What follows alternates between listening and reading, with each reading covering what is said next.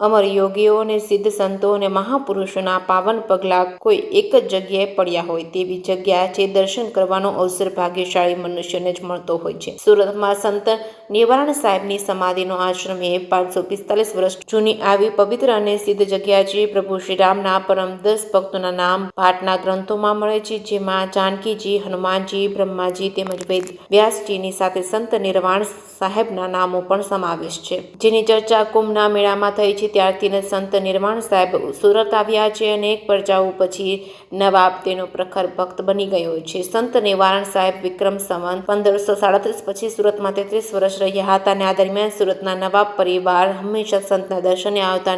નિવારણ આશ્રમના ઘણા હાથીઓનું પાલન થતું અને જાહેર અન્નક્ષેત્ર ચાલતું. બજારોની ભીડ થતી અને જ્ઞાતિજીનો મેળો ભરાતો. દર વર્ષે તેના સમાધિના દિવસે તેમની વસ્તુઓ દર્શન માટે જાહેરમાં મૂકવામાં આવે છે. હજારોની સંખ્યામાં લોકો સંત નિવારણ સાહેબની યાદ કરીને કૃતજ્ઞતાથી શીશ નમાવી તેમના આશીર્વાદ લે છે. જે કે સિંહ ગુજરાતી સાથે સુનિલ ગંજાવાલા, સુરત. दर्शन करें और पुण्य के भागीदार बने। जय श्री राम, जय निर्वाण, जय भारत, जय जय सीताराम। मैं अपने वाणी को विराम देता हूँ।